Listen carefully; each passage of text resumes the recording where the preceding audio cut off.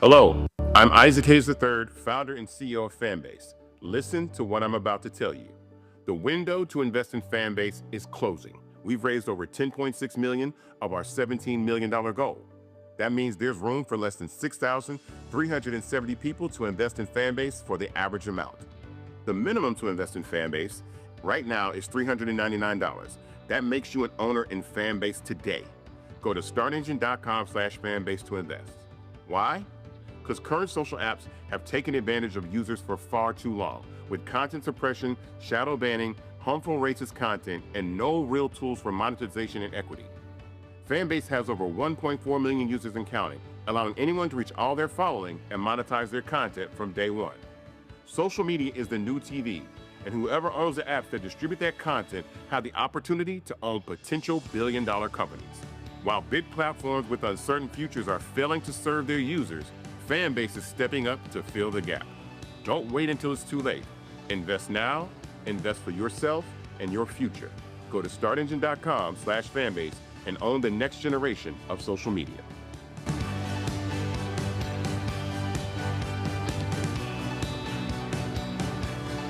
Folks, Black Star Network is here. I'm real revolutionary right now. Support this man, Black Media. He makes sure that our stories are told. Thank you for being the voice of Black America, Roland. Stay black. I love y'all. All momentum we have now, we have to keep this going. The video looks phenomenal. See, this difference between Black Star Network and Black-owned media and something like CNN. You can't be Black-owned media and be scared. It's time to be smart. Bring your eyeballs home. You dig?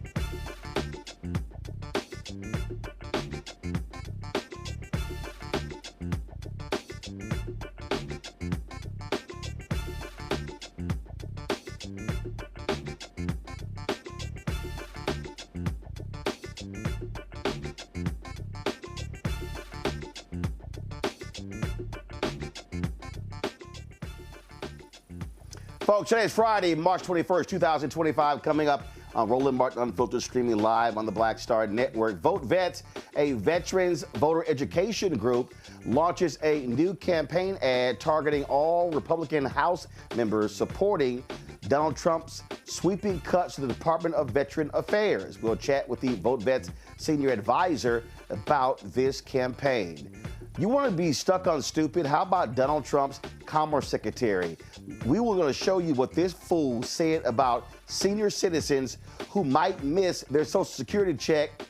He thinks it's no big deal because his rich mother won't complain about it. What a dumbass. We'll show you the weird exchange in the Oval Office when a Fox reporter asked the twice impeached, criminally convicted felon-in-chief Donald the Con Trump about Canada being the 51st state. Y'all, this man is stupid. And a white West Virginia couple got a combined 375 years in prison for abusing their black adopted children, treating them as slaves. And opioid deaths may be decreasing overall, but there's a organization working to prevent opioid deaths, specifically in the black community. We'll chat with them about that. Lots of more. Plus, we'll hear from State Representative Jelana Jones of Texas about the takeover of the Houston Independent School District for the Texas Education Agency and why she is still fighting to have it returned to the voters. It is time to bring the funk. I'm Roland Martin Unfiltered. On the Black Star Network, let's go. He's got it. Whatever the miss, he's on it. Whatever it is, he's got the scoop, the fact, the find. And when it breaks, he's right on time and it's rolling. Best believe he's knowing. Putting it down from sports to news to politics. With entertainment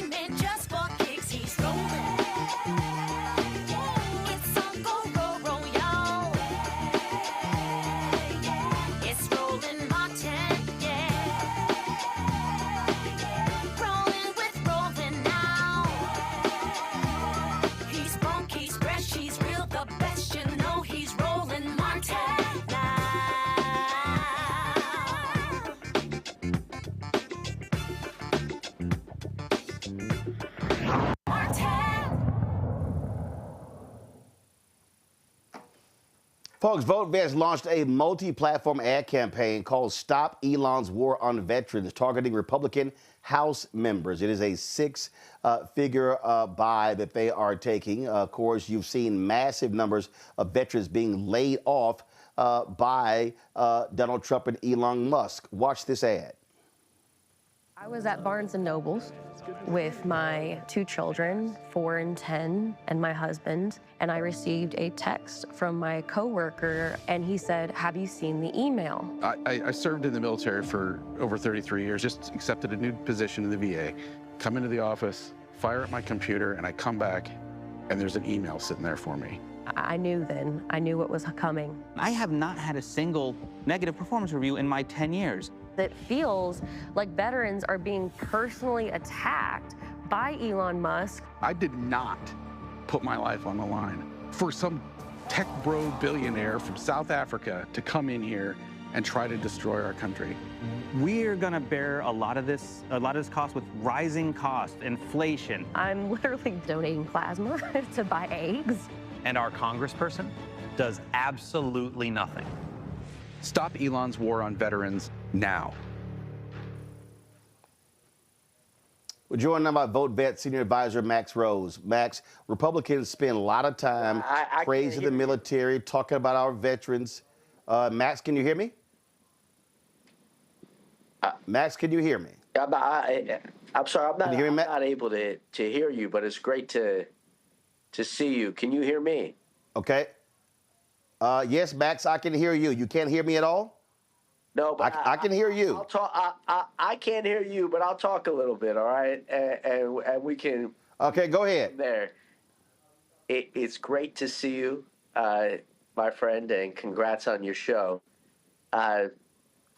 Look, what has been going on recently, what we forget is that 50% of the federal workforce of veterans, 50% of those individuals are disabled veterans.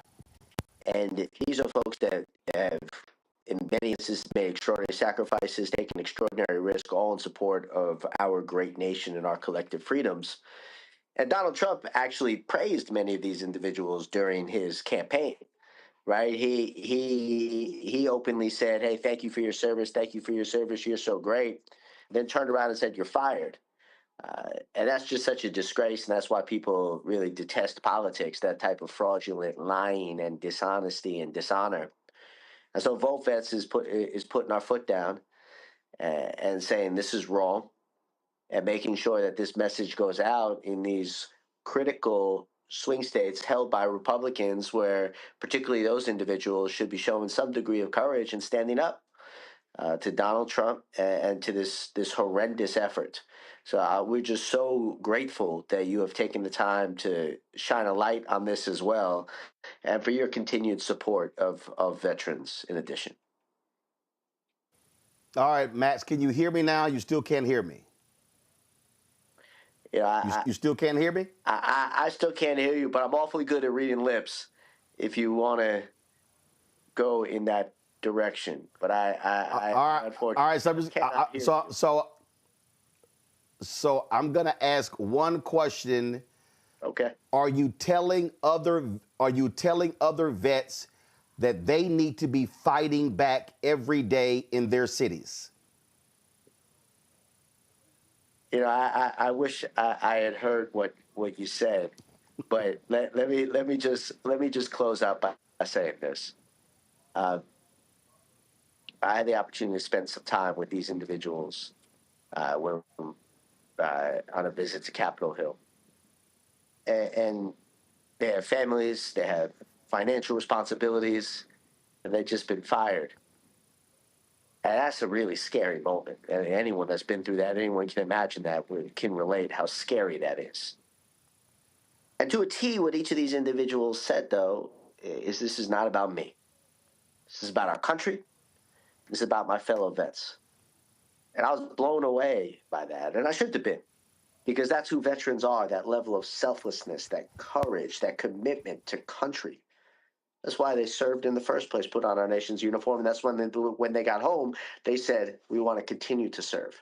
So many of them had just were recently promoted. That's why they were on this probationary status in the first place, which made them, I guess, under the DOGE target. It's everything that's great about our country, and that's everything that we need in our government. But these folks, they're not looking for efficiencies. They're looking for radical change to bring our country back, not forward. And that's something worth standing up to and opposing. So thank you again for your coverage of this important issue. And I look forward to another conversation where hopefully I can actually hear you. But I appreciate the opportunity to talk to you, though. Thanks. All right, Max, I appreciate it. Thank you so very much. Thanks a lot. I'm going to bring in Michael Imhotep, host African History Network show out of Detroit. Avis Jones DeWeaver, author of How Exceptional Black Women Lead, Unlocking the Secrets to Creating Phenomenal Success in Career and in Life. And also Matt Manning, civil rights attorney out of Corpus Christi. I mean, let's just be real clear here. We don't have Avis yet. She'll be joining us. Matt, it's real clear. These folks are liars. They're massive liars. Donald Trump never gave a damn about the military. He skipped military service. He was not thinking about them. He played them for fools. And the vets who supported him, they're now realizing he never gave a damn about them. This man crapped on POWs. He crapped on Senator John McCain. He refused to go to the cemetery when they were in France. This man doesn't give a damn about the military. He never has. No, he's leveraged them to the end of the political support end, and I do not understand this strategically. This is one of those things where I can't really see what the GOP strategy is with doing exactly what you said, which is acting as though they cared about the military, acting as though they cared about the Gold Star families and veterans and all of these, people, and then pulling the rug out from under them. I don't understand that logic, especially because that's a contingent of people that's kind of just heralded in our society. So it makes no sense why you would do this to them. One of my partners is actually a veteran. He's former Air Force officer, and he won at the Supreme Court a couple years ago on an issue related to a Texas DPS trooper who was an Army person who got injured while he was in Iraq and in Afghanistan. And when he came back, the state of Texas treated him just piss poor. And what I'm getting at is both on the state side and on the federal side, what you see is this rhetoric that's very supportive of the military, this rhetoric that's very supportive of the veterans to the point of being jingoistic, just patriotic to the point where if you're not in lockstep with us, you're an enemy of ours. But in reality, we're cutting money from veterans and cutting money from veterans programs. And I don't know what that's going to look like in the midterms, but that to me seems to be a failed strategy for the GOP, because this is one of those key contingencies in their base that is going to vote for Trump and has voted for Trump. And it seems like he's just cutting the rug out from under them to his own detriment. I don't understand that. Well, I don't understand why Democrats are not being far more aggressive with this, Michael, because the reality is this here. There were massive support for the Veterans Administration, for the Pentagon under President Biden, and it was there under Obama as well. When you talk about the burn pits bill that was signed that Republicans opposed, so they should be far more aggressive at blasting Donald Trump, Elon Musk, J.D. Vance, and the others for attacking veterans. This is an opening that can have an impact. You've got the 2 congressional special elections in Florida, 1 in New York. Exactly. You've got gubernatorial races later this year as well. This is what you do. This is how you, frankly, beat them over the head when it comes to their cuts. Absolutely. And this is one of the reasons why last week, I think last Friday it was, when we talked about Senator Chuck caved in Schumer, and why I said it was wrong for Chuck caved in Schumer to cave in, because what Chuck didn't say is about unleashing Republican voters who are showing up to these town hall meetings that a few Republicans continue to have, like Republican Chuck Edwards, and their voters are pissed off. You let those Republicans go deal with the Republicans that they voted into office. You don't have to try to figure out a pathway out of this. So the veterans are an example of this. You have veterans who are showing up to these Republican town hall meetings saying, we did not vote for this. We did not vote for you to take our rights away from us, to fire us. We did not vote for Elon Musk. You're correct, Donald Trump, just like many dictators, love their generals. He referred to them as my generals. I don't know of any other president in the modern era that referred to generals as my generals. He got 5 deferments, and he actually said his Vietnam was avoiding getting STDs in the 1970s. I don't know if he was successful in avoiding getting STDs. We'll see. Maybe we need to have somebody do an investigation on that. And remember, also, this at the same time, they're firing veterans. You have an attack on DEI in the Pentagon. You have Charles C.Q. Brown, who was fired, and Donald Trump at first liked him, but then he said, oh, he supports DEI, okay? So you see this all across the board. You see Pete Hegseth replace Lloyd Austin. Lloyd Austin, 4-star general.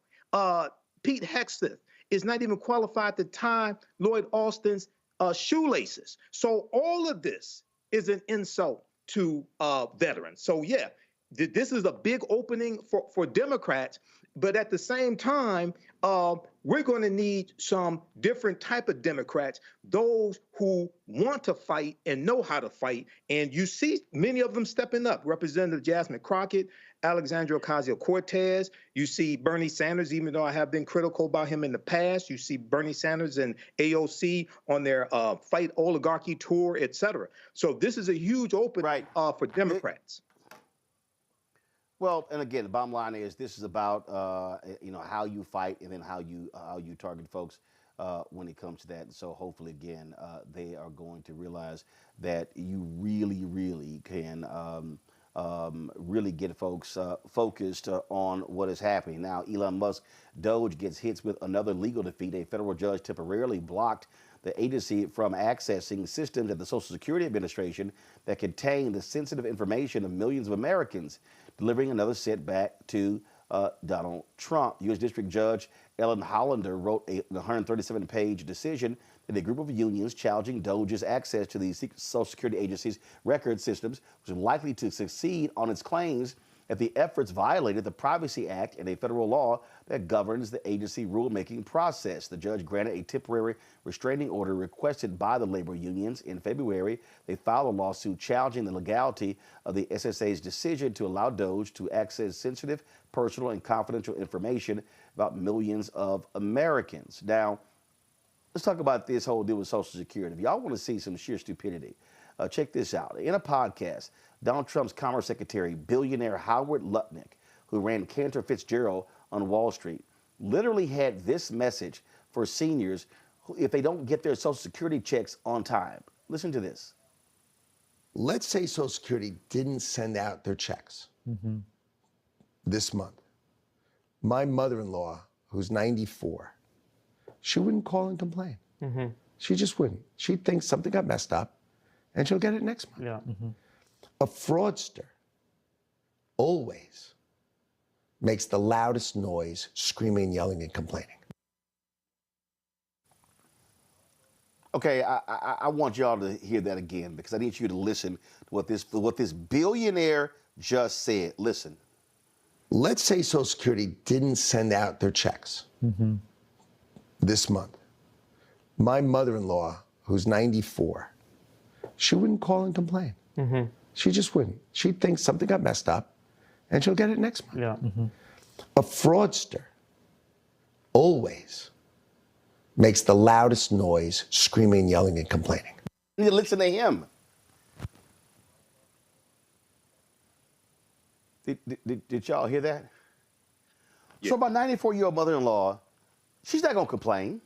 You're a billionaire. This is the crass, shameful, despicable stuff that comes from these idiots. There are people who, when we say depend on that Social Security check, it cannot be a few days late. Oh, she's not going to call. She won't say anything. she's just going to yell at me. How callous, crass can you be? 73 million Americans depend on Social Security checks. There are people who literally live check to check. And these assholes say stuff like this. Michael, you first. Well, Howard Lutnick, billionaire, is a reflection of how Donald Trump thinks about many of these people who voted for them. They're screwing them over.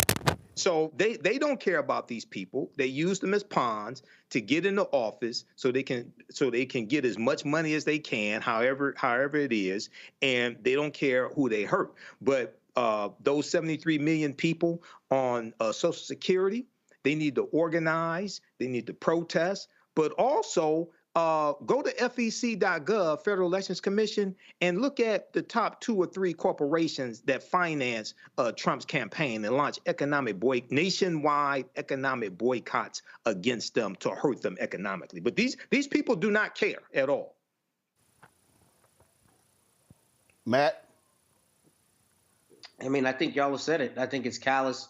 And again, from a political strategy point, I really do not understand why on earth they would do anything to affect Social Security and have this kind of rhetoric regarding Social Security. Because in my view, this to me seems to be the greatest risk to their efficacy in the midterms and continuing forward. Because you start messing with people's Social Security checks. I haven't cross-referenced the data, but I surmise that the people who get Social Security are also in the contingent of people who vote most consistently, right? So maybe you're claiming your 94-year-old mother is not going to call and complain, but there's a pretty large swath of people who will be receiving Social Security checks, and if they're not getting that check, they're not going to forget that when they go to the ballot box next. And I don't understand why on earth you would tinker with that. And to address the legal part of this issue, it's interesting that we're discussing this because I listened to this podcast called We the People. It's all about constitutional, issues, and it's put on by the National Constitution Center.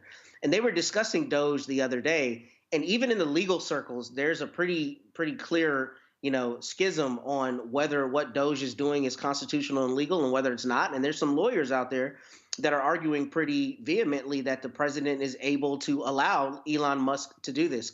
I tell you that to say I'm glad that we had this win from the federal judges, but if the federal judges don't hold the line, there's not going to be any check whatsoever on this. And it's crazy that DOGE is plugging into agencies getting, secure data that is really, to me, doesn't seem to be germane to the question of whether there's waste and fraud and all these things they're allegedly looking for. It looks like it's a land grab, as Michael said, because we know that data is, today's gold. That's what these companies use to make money. So I'm hoping that the federal judges continue to hold the line as this one did, but there are a lot of legal thinkers out there who are thinking that this is permissible, and that's a scary thought in and of itself.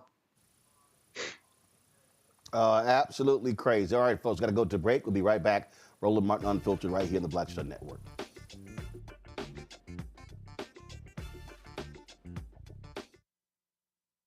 Next on the Black Table with me, Greg Carr.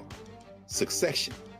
We're hearing that word pop up a lot these days as our country continues to fracture and divide. But did you know that idea, essentially a breaking up of the USA, has been part of the public debate since long before and long after the Civil War, right up to today? On our next show, you'll meet Richard Crichton, the author of this book, who says breaking up this great experiment called America might not be such a bad thing. That's on the next Black Table, right here on the Black Star Network. This week on The Other Side of Change. Let's talk. Vote blue no matter who. We need political imagination more than ever, and unfortunately, some people on the Democratic side really are discouraging that. We're going to dig into all of it. The Democratic Party needs to remember who they are and who they are responsible to. This is On the Other Side of Change, only on the Black Star Network.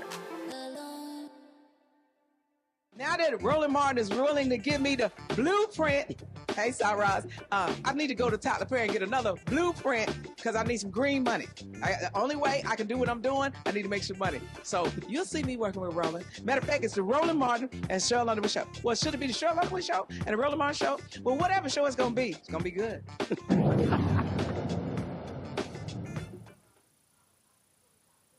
All right, folks, welcome back to Roland Martin Unfiltered. Don't forget, if you're watching our YouTube channel, be sure to hit that like button because all of that impacts for folks, of course, the video being recommended. So hit the like button as you are sitting here watching the show. All right, folks, let's get on to our next story. Again, the sheer madness that we see taking place in Washington, D.C. is astounding. And every day it's something else. It's another thing. Now the Department of Justice, another top prosecutor with years of experience, has resigned amid major changes from these idiots. In an interview with NPR, Sean Murphy, who served in the group that prosecuted crimes stemming from the January 6th attack, said, quote, "It just was not a Department of Justice that I any longer wanted to be associated with." He's a veteran prosecutor, previously worked for the Bronx District Attorney in New York in New York. In 2018, during Trump's first term, he joined the U.S. Attorney's Office in Puerto Rico and worked on drug trafficking and illegal gun prosecutions. Most recently, he served in the Department of Justice's Capitol Siege section, which prosecuted more than 1,500 people for crimes stemming from the January 6, 2021 domestic terrorist attack on the U.S. Capitol. Now, what we know is Donald Trump, of course, he pardoned all of those individuals. That's what you see. Now, if you really want to understand something that's really crazy, and that is this agreement that he struck with major law firm Paul Weiss. Now, here's what's crazy about this here. So Donald Trump signed an executive order targeting law firms linked with Democrats, law firms that represented progressive organizations, okay? So here's what happened. He specifically named them. Now, nearly every legal scholar says the executive order is simply illegal. But Paul Weiss decided, hey, you know what? We can't chance it, so let's negotiate a deal. Now, the firm is called Paul Weiss, Rifkin, Wharton, and Garrison. All right? So its chairman, Brad Karp, actually went to the White House in the Oval Office, met with Trump. And they came to an agreement. In exchange for Donald Trump dropping this executive order, they would agree to $40 million in pro bono legal services for Trump-approved causes. Trump also attacked in the executive order a former law partner of Paul Weiss who had gone to work for the district attorney's office in New York. And he said, "Oh, that DA was that former partner was corrupt, was unfair." So then he claims that he got an apology from the chairman of this law firm. Well, guess what? Legal folks across the country are shocked of the capitulation of Paul Weiss. They're like, "What the hell are you guys doing?" But this goes to show you the corrupt nature of the thug in chief. He is on a retribution campaign. He is targeting enemies. He is using the power of the office to target private companies, law firms, and others. And guess what? Republicans are saying nothing. They are saying nothing. In a moment, I'm going to play for y'all a clip from a town hall from Iowa, of Chuck Grassley, who is the Senate Judiciary Committee chair, okay? And folks are like, are you going to call this unlawful stuff out? This is a lawless administration, and they don't care. We are operating in a dictatorship. That's what's going on here. Matt, I'm going to start with you. For this major law firm to fold the way they did, and when you see media companies folding and other people, basically they're all saying, we are scared to death of this man, Donald Trump, so we're just going to bend over and take it. You agreed to $40 million in pro bono services for stuff that Trump approves? What the hell? Yeah, it's ridiculous. And I didn't read anything that Paul Weiss put out. I actually read about this, what you're talking about with the $40 million pro bono in a Facebook group for lawyers all across the country. And overwhelmingly, the comments were people excoriating Paul Weiss. How dare you? If anybody's going to stand up, it's got to be us. This is what we do for a living. We fight for a living in courtrooms every day on behalf of people. And if anyone knows the mechanisms to stand up for yourself, it should be lawyers. So for a major law firm like this to capitulate in this way is abhorrent, and especially to try to sanitize it by saying, oh, the $40 million are going to be for, in pro bono is going to be for things like, I think, veteran services and some other stuff that, they were trying to kind of spin it and make it seem like it's not as bad as it is. But what it comes down to is they are giving in to this dictator.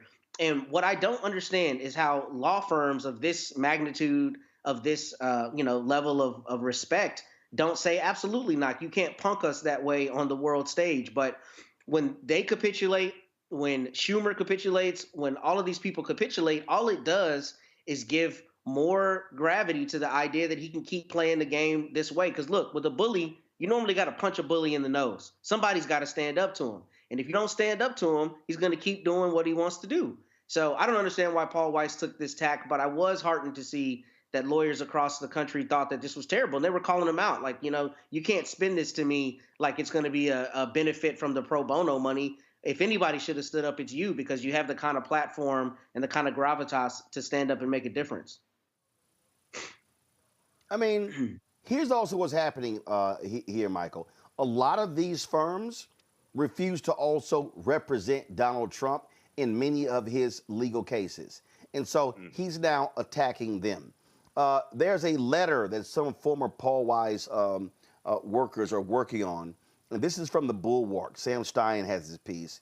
And the letter says, here I had some degree of faith that the firm I loved and thought I knew so well would stand by the ethos that recruited me there in the first place. A place filled with fearless advocates who valued the rule of law. A place with a storied history where merit, judgment, and principle were prized above all else. A place that elevated women attorneys, black attorneys, Jewish attorneys, and pedigreed and unconnected attorneys decades before any political or capitalistic win would justify doing so. A place that led with professionalism and a deep faith that doing what is right will, in the long run, dovetail with what is financially, professionally, and reputationally successful. Here's what Donald Trump and the Republicans are trying to do. They are trying to attack any potential adversary. And so the capitulation of all the tech companies, all of them showing up. And what have they gotten in return? The dropping of cases against Amazon, the dropping of cases against Google, the dropping of cases against Elon Musk and other companies as well. So what Donald Trump is saying, I am going to severely handicap and shut down and limit any potential enemies. So therefore, I will have free reign to do whatever it is I desire. Yeah, well, this is what the criminal dictators do. And this is what we were warning people about before the election, and what the stakes were, what the consequences were.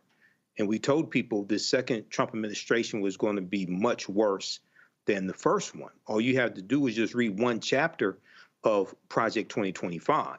So here we see this attack on this law firm, and really a shakedown, getting them to provide $40 million in pro bono legal services.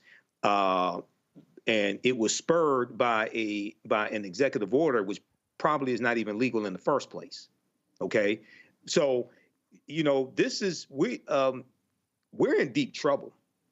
We're in deep trouble. America has not really been in this situation. America has we haven't dealt with a dictator since 1775, with the beginning of the American Revolution, and the 13 colonies revolting against King George III. So hopefully you have some courageous attorneys who realize you cannot capitulate to a dictator. We just saw the story late this afternoon about Columbia University giving some concessions to Donald Trump, and to try to get back the $400 million that he withheld from them. Another dictator move. So this is like the fight of our lives right now. Yeah, and I just need people to understand that what they want to do is they want to act as thugs. They want to act like mafia dons. That's what you got going on here. This was a town hall in Iowa where people stood up to Republican Senator Chuck Grassley and demanded to know why in the hell was he not being more aggressive in calling out the lawlessness of these thugs. Congress is created and in violation of the Constitution. My question to you is, why do you believe that President Trump is above the law? And I'll just reinforce what other people have been saying here. Why have you not spoken out for it? Yeah.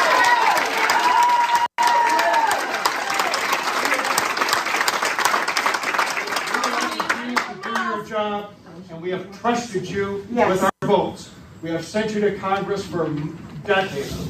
We expect you to follow through for what we Iowans really want our government to do, and not to have a federal government that is being dismantled by this President Trump and Elon Musk. Yeah, please stand up for what's right and do your jobs. Yeah.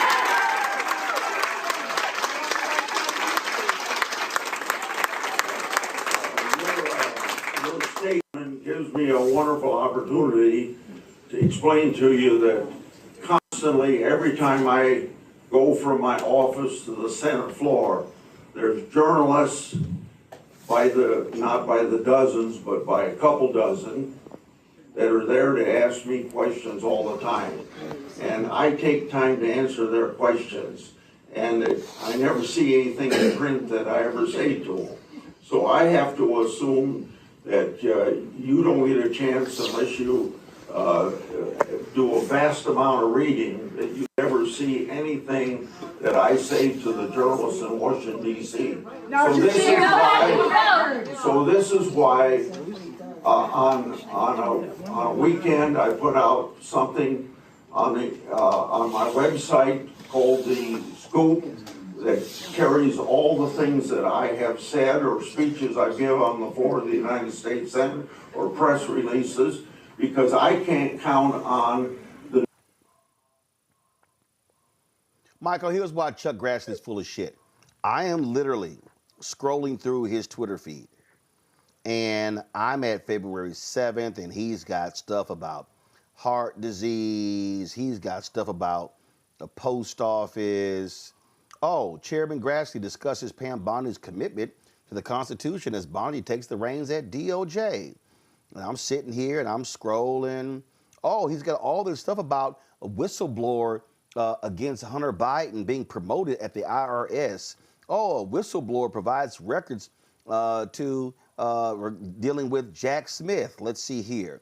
Let's see. Senior Judiciary Chairman Chuck Grassley discusses Kash Patel's nomination for FBI Director. Patel is the right change agent for the FBI. I'm still going through. There is nothing. See, I need everybody who's watching and listening to understand what he did. Well, you know, when I come out, I mean, you know, all these reporters are out there, and I talk to these reporters, and so I say these things, and these reporters don't report. Do y'all know how bullshit that is? Let me explain to everybody who's watching so y'all really understand what I'm talking about. If Senator Chuck Grassley, who chairs the Senate Judiciary Committee, talked to a reporter and said to a reporter, and he criticized the lawless actions of Donald Trump and Elon Musk and MAGA and Stephen Miller and J.D. Vance, I can guarantee y'all there would be headlines, there would be video, there would be stories. He stood in front of those people and lied, Michael. Oh, no, it's the media's fault. I'm saying these things. I'm sorry all of you back home can't hear these things because guess what? The media, they're not reporting it. It's their fault. Okay, Chuck, explain to me then why I see nothing on your Senate feed, Twitter feed. I see nothing on your personal feed. You're a damn liar. Absolutely. Chuck Grassley is a liar and a coward. And if you remember the last time that he ran for re-election, he was on the campaign trail with Donald Trump as well. Chuck Grassley knows better. He's been in the Senate for decades. I think he's in his early 90s. He knows better, but he's a coward. And this is what someone as corrupt as Donald Trump does. He corrupts people around him. But at the same time, you cannot be in power and be a coward because you're going to back down from a tyrant. So those people there were absolutely correct to call Chuck Grassley out. I want to know, Chuck Grassley, where are your sit-down interviews with Fox News where you called out this corruption, you called out Donald Trump, and you called out Elon Musk? I'm sure you've done some sit-down interviews more than just reporters in passing asking you questions in the halls of the U.S. Senate. So, yeah, he absolutely lied. And the other thing, Roland, I think that very soon you're going to start seeing some of these Republican constituents initiating recall elections from members of the House of Representatives and members of the U.S. Senate who they have deemed have betrayed them. I think you're going to start seeing that. Well, remember, the recall elections can only take place if state law allows that. Right, so no, I don't know I don't know in what places you can actually have a recall election of a member of Congress. Now, there are certain states, California, you see recall elections of mayors, of DAs, of the governor, but I don't know about members of Congress. But Matt, this is the thing that cracks me. He's literally going to me. It's the media. It reminds me of Chris Rock and Bring the Pain. It's the media. It's the media. It's the media's fault. We all know that if Grassley called out some of these actions, it'll be wall-to-wall coverage. This man is gaslighting these people and just staying there and lying. And I'm glad to see that you got Republicans. I saw another video. It was from a town hall in Wyoming because, the former Wyoming Senator Alan Simpson passed away on March 14th. And this woman stood up and she said, I am a Alan Simpson Republican. And she was going off. She was a veteran, was going off. And so this heat needs to continue. And the Republicans can keep trying to say, these are Soros-funded protesters. They learning real quick. No. It's y'all Republicans. It's some pissed off Republicans. And I keep saying, Matt, the only way these things change, if more and more white people get pissed off. Yeah, and to that end, this morning, consider this, NPR ran a story on podcast about farming and how uncertain things are for farmers and agriculture in the United States. Well, the state of Iowa in 2022, 22% of its GDP came from agriculture, corn, soybeans, and other crops. When you're imposing tariffs, that makes it such that, other countries don't want to buy these crops, especially when, for instance, when I was listening this morning, if Brazil has a big soybean crop, American soybean farmers have significant issues moving their crops. It makes it much harder when the government is working actively against USDA, as we've seen reports from where they're not honoring previous contracts and they're not, earmarking the same amount of money. And to that end, I'm on the local food bank here in my area, and I read a New York Times article today that said that Feeding America, which is the organization over food banks, is expecting considerably less money this year from the USDA, which will mean that far fewer people can get food from food banks.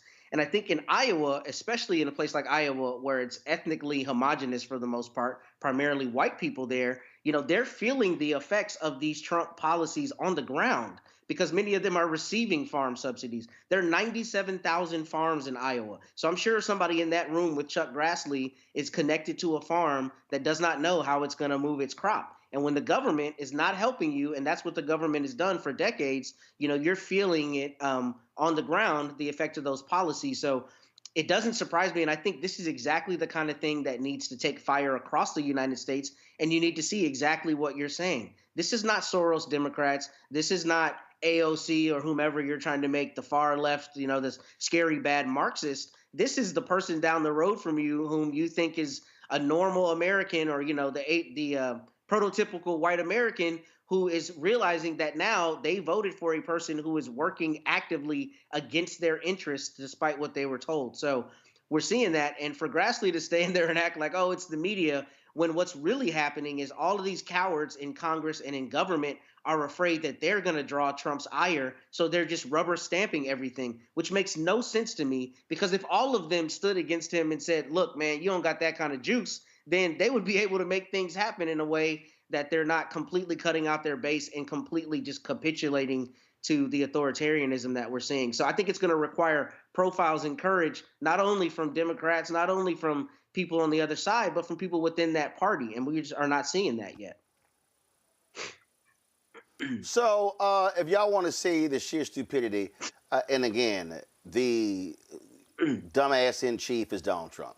So in the Oval Office today, Fox News' Peter Doocy asked the idiot whether he would be concerned about whether Canada became a state. Now, I just want y'all to understand, Canada is a country. A country. Now, a huge part of America was created through the Louisiana Purchase.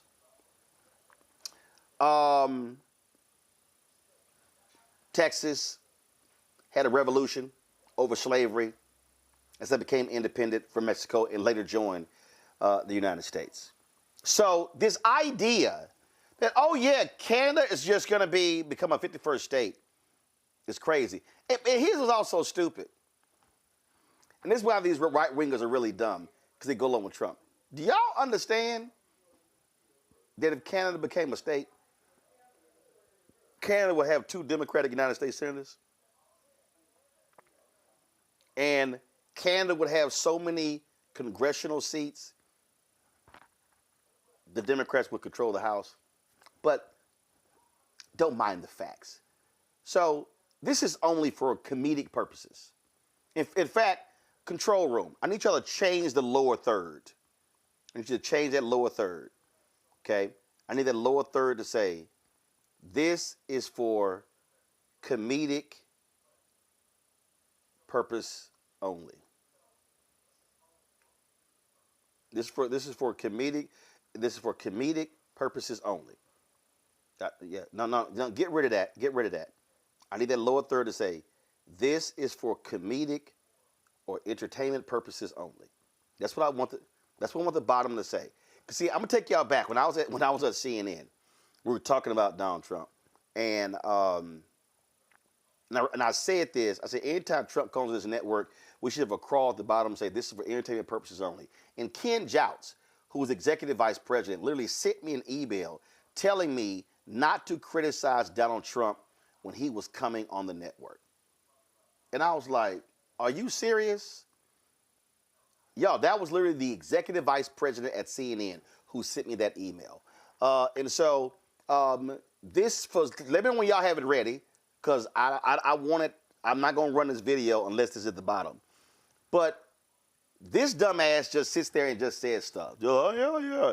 And then y'all going to hear something in there. Well, I don't know. How was this perfect line drawn to create the border? I keep telling y'all, this man is stupid. I mean, you know, Robert Kennedy Jr. admitted to having a worm in his brain. I think this fool got a worm in his brain.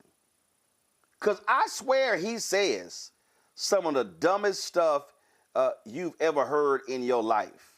Oh yeah, you know, I don't know. They just drew a line. They just drew a line, and it was perfect. And how did they come up with the line? So y'all don't have it ready yet? Because I got to go ahead and play it.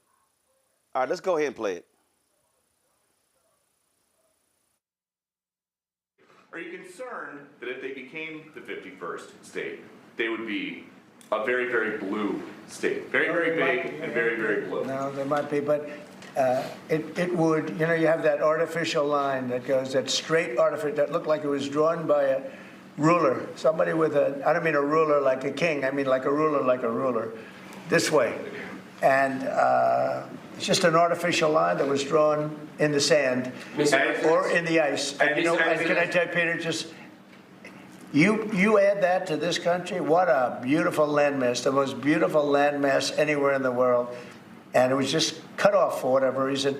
It would be great. Now, is it liberal? Maybe. But, you know, a conservative until I got involved, because I don't care who wins up there. I frankly probably would do better with the liberal than the conservative, if you want to know the truth. But just a little while ago, before I got involved and totally changed the election, which I don't care about, probably it's to our advantage, actually. But the conservative was leading against, I call him Governor Trudeau. The conservative was leading by 35 points. So, you know, so I don't know about that. I think Canada is a place like a lot of other places. If you have a good candidate, the candidate's going to win.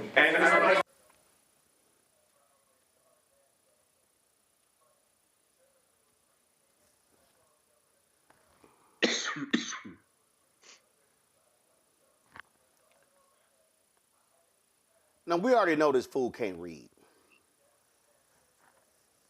So he has no idea that the French used to control that area, now known as Canada.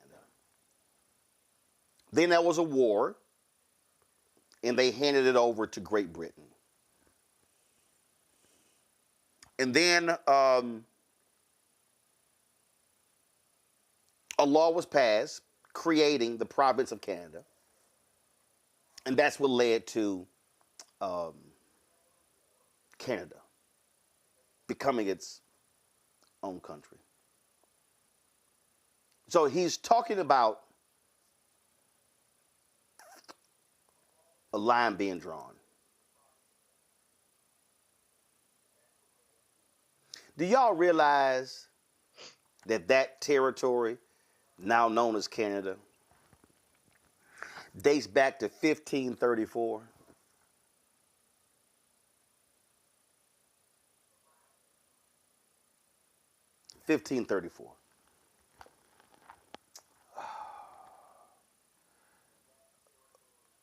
You know, it's real hard for me to have to deal with stupid people.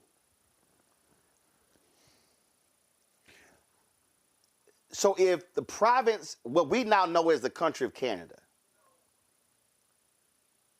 dates back to 1534.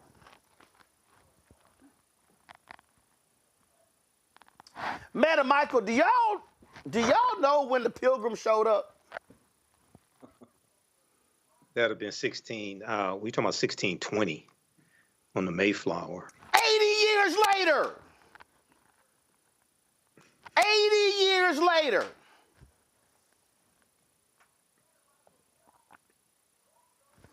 This fool, how was this perfect line just drawn?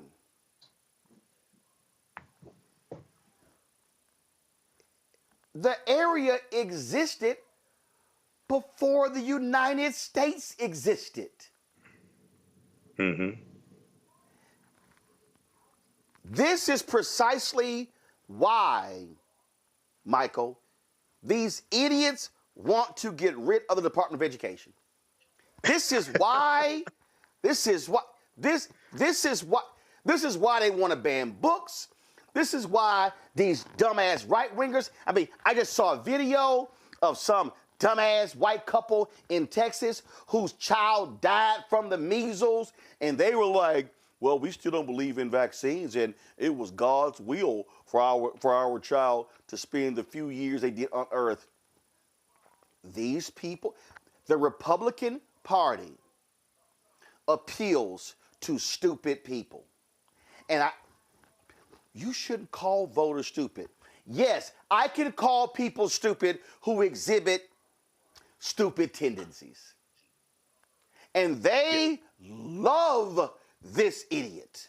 They love this fool who can't read. They just love, it's just a perfect line that was just drawn. We have a dumbass sitting in the Oval Office making monumental decisions, and 71% of the voters in the last election were white, and these white folks just love this dumbass sitting there saying stuff like this. Yeah, well, remember a few years ago, Donald Trump said he loves the uneducated. And this is an example why. He absolutely does. He's ignorant of history. His wheelhouse. He'll mention the uneducated is his wheelhouse. Yep. He'll talk about 1776, but he's probably ignorant of the Missouri Compromise of 1820 or the Kansas-Nebraska Act of 1854, the Compromise of 1850, which reorganized the land that the U.S. got from Mexico from the Treaty of Guadalupe Hidalgo of 1848, which ended the Mexican-American War. He's ignorant of all of this, but this is also why you have a direct attack on the U.S. Department of Education, even though the Department of Education does not set curriculum, that's set at the state and local level, but also the attack on higher education. Dictators cannot control people who are highly educated, who understand how law works and things like this. So this is a concerted effort to continue to dumb down Americans. And Americans are very ignorant of history, law, politics, how the economy works, things like this. But Trump wants them even dumber. Okay, so when we look at this attack on the Department of Education, once again, this goes back to the fight after Brown versus Board of Education and the IRS threatening to take away the nonprofit status of these Christian schools, these segregation academies that refuse to desegregate and were using vouchers, giving them to poor white children to keep the schools segregated. Okay, and then when the Department of Education is created in 1979 by Congress signing the law by President Jimmy Carter, you had immediate backlash to it by conservatives. Ronald Reagan wanted to dismantle the Department of Education. He didn't do it, but now you have Donald Trump trying to fulfill that promise. And this goes back to this divide between the South and the North as well. No. It really goes to the divide of smart and dumb, Matt. I mean, I'm sorry. I can't. See, we love to sit here. Oh, no, we shouldn't say that about people. We shouldn't say that because, we should be listening to them. No, I'm sorry. I don't know about y'all, but if I'm at a dinner conversation and somebody is just dumb and they're just saying dumb stuff, I just can't sit there in front and listen to it and go, that's an interesting point. Sorry, I can't. I just don't have it in me. Yeah, but see, I think it's way more sinister than smart and dumb because, I don't think Trump is particularly smart. But the people he surrounded himself with are smart at trying to do whatever they can to be dastardly and evil, and that's leverage uneducated people. I mean, that's the only reason there'd be more white people on welfare and people would vote against, welfare programs, right? Because white people in the southern states that are overwhelmingly on welfare would vote against it or vote for the candidate who's against that because they're not educated. And I think the sinister part of it is, all of these people in his orbit are people who are leveraging that lack of knowledge. The other thing that I think is kind of crazy about this is we know he's full of contradictions and just straight up lies. But the idea that it's an arbitrary line, interestingly, doesn't apply when it comes to immigration, right? Because all of these land masses, all of these nation states are things that came about one day, but they're arbitrary. The Rio Grande is a river that separates Mexico and Texas, but it's an arbitrary line. Before that, people lived on both sides and there was not the United States and the country of Mexico. Those things are all relatively recent in the course of human history. So to act like, there's an arbitrary line separating the United States and Canada, like all of these are not arbitrary lines. And like indigenous people did not live here for millennia before it was ever found by Europeans is one of those things that you don't bring up because it's not about the actual facts. It's about the rhetoric and it's about the vibes, if you will. And the vibes are, I'm Trump. I say whatever I want to say. I'll call out whoever I want to call out. I'll make fun of people. I mean, we all know Canada is a sovereign country, right? But to call him Governor Trudeau, that's about getting at Trudeau and trying to undermine him and his authority more so than it is anything else. I mean, nobody realistically thinks Canada is going to become the 51st state. And even with that, all those Canadian provinces have, unique cultures in and of themselves. Alberta is basically the Texas of Canada. You go to York or you go where Toronto is, and it's completely different in terms of how it is constituted. So that's not a thing that would even happen within one state. You having that kind of multiplicity of cultures and things to the extent that they've existed in these separate provinces. But to me, this is a matter of the sinister and the evil, and that's just always advancing their goal. It's not about smart and dumb, because they know nobody is dumb enough to really think Canada is going to become the 51st state. Maybe a small group of people out there, but I can't imagine that's a real thought. All right, folks, this just in, some breaking news. Donald Trump and his fellow racists, they are revoking the legal status of more than 500,000 migrants. And these are individuals from Cuba, Haiti, Nicaragua, and Venezuela. Now, we know he didn't give a damn about the Haitians, but I'm sure all those Cubans, Nicaraguans, and Venezuelans who voted for him are going, what happened? How you do it to us? So Trump and his bigots are terminating their work permits, removing the deportation protections under an immigration authority known as parole, will take effect in late April. And this is a notice that was posted by the federal government. And in this notice, give me 1 second, it says termination of parole processes for Cubans, Haitians, Nicaraguans, and Venezuelans. And they are urging them, Matt, to self-deport. That's, man. I mean, I don't put anything past this administration. And you said Venezuelans are in that group, right? I haven't read that order myself, but did you say Venezuelans are also in that group? Is that correct? Yes, Cubans. Okay. Yeah, the order is very specific.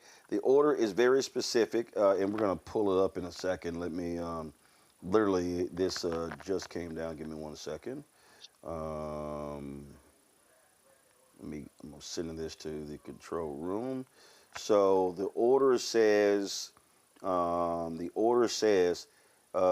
of Homeland Security, termination of parole processes for Cubans, Haitians, Nicaraguans, and Venezuelans. Well, it's interesting that that's happening at the same time he's trying to use the Alien Enemies Act to deport, a number of people from Venezuela in particular, by trying to claim that Tren de Agua is invading the United States. And, mentioning that same podcast I was talking about earlier, We the People, I was listening to it this morning, and they were talking about whether invasion has ever been construed in the way he is trying to construe it. And what's interesting about that is the legal scholars are trying to, conceptualize and consider something that I don't think is really being considered from the White House. I don't think they're looking at the legality of things. I think what they're doing is continuing to push the bounds and just throwing everything out that they want to, that's along with their ideology, and just saying, test us, take it to the courts and see what the courts do. But if I heard you correctly, this is about people who were granted parole during the Biden administration. Is that correct? Yep. Going back to 2022. Yep.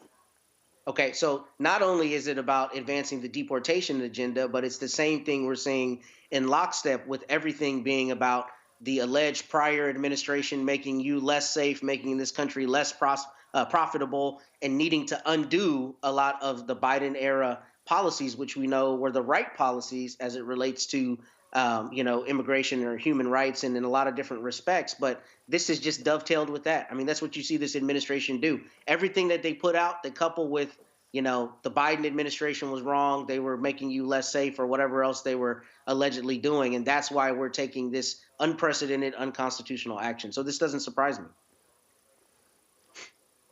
And look, they also lie, Michael. I mean, they deported folks to El Salvador prison and said they were gang members.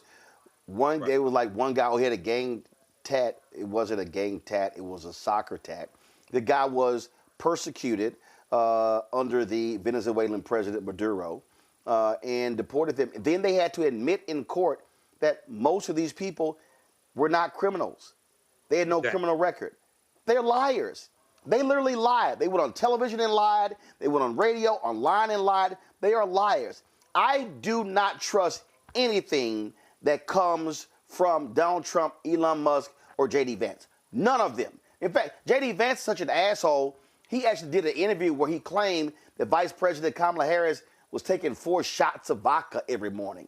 I mean, these people are pathetic. Well, yeah, this is what we warned people about before the election when J.D. Vance was lying, saying that Haitians in Springfield, Ohio were eating dogs and cats. And then he doubled down and tripled down on that lie, even though they were getting death threats and bomb threats and things of this nature.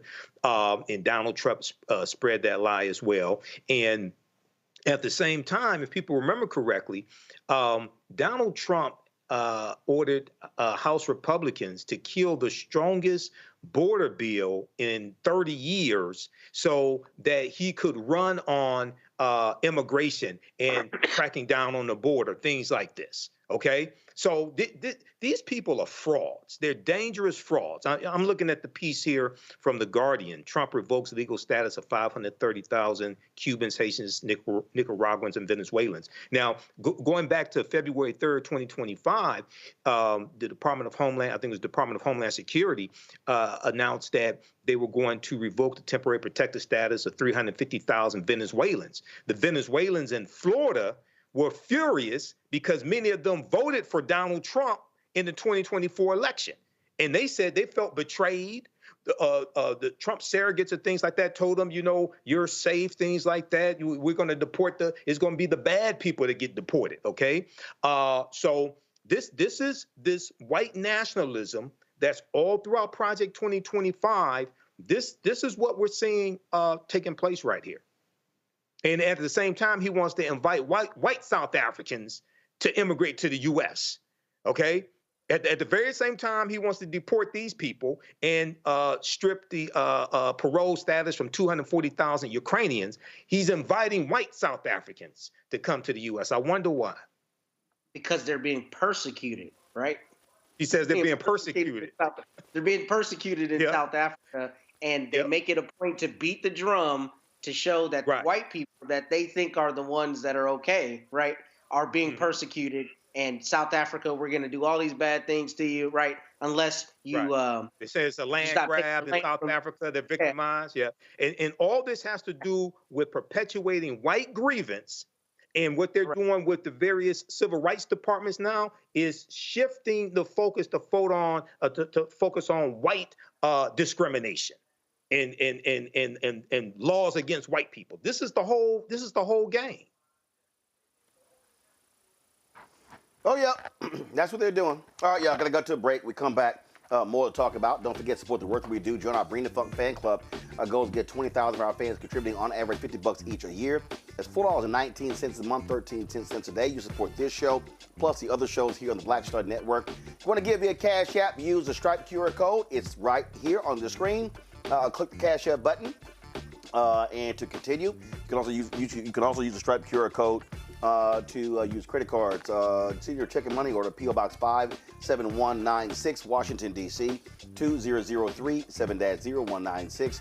Cash, PayPal's R Martin Unfiltered, Venmo RM Unfiltered, Zelle. Roland at RolandSMartin.com, Roland at RolandMartinUnfiltered.com. We'll be right back. We begin tonight with the people who are really running the country right now. Now, Trump is often wrong and misleading about a lot of things, but especially about history. Donald Trump falling in line with President Elon Musk. In the wake of the unsettling news that MSNBC has canceled Joy Ann Reid's primetime show, The Readout, Roland Martin and the Black Star Network would like to extend an invitation to all of the fans of Joy Ann Reid's MSNBC show to join us every night to watch Roland Martin Unfiltered, streaming on the Black Star Network for news, discussion of the issues that matter to you, and the latest updates on the twice impeached, criminally convicted felon-in-chief Donald Trump and his unprecedented assault on democracy, as well as co-president Elon Musk's takeover of the federal government. The Black Star Network stands with Joy Ann Reid and all folks who understand the power of black voices in media. We must come together and never forget that information is power. Be sure to watch Roland Martin Unfiltered weeknights, 6 p.m. Eastern at youtube.com/Roland S. Martin or download the Black Star Network app. This is Tamala Mann. And this is David Mann. And you're watching Roland Martin Unfiltered. Get Jelana Jones. 1 second. Wait. So,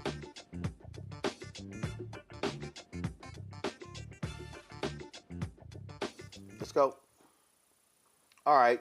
I was in Austin a couple of days ago, and I was chatting with State Representative Jelana Jones.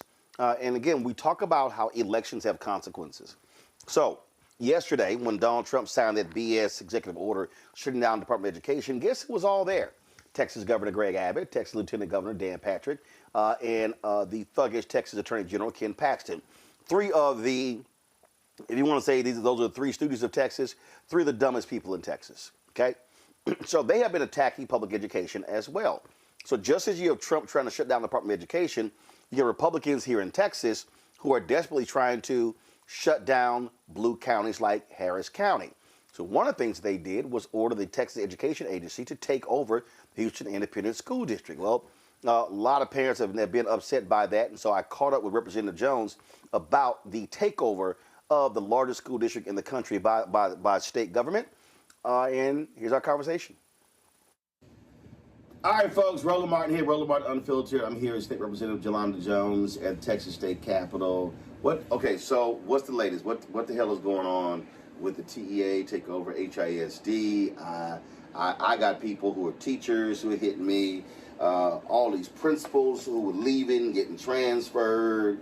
What the hell is happening in my hometown of Houston? So the mafia, which is TEA, Greg Abbott, Mike Miles, the appointed superintendent, and he's got a kangaroo court full of appointed board members, they are making HISD go broke. He is spending money without authorization. They are not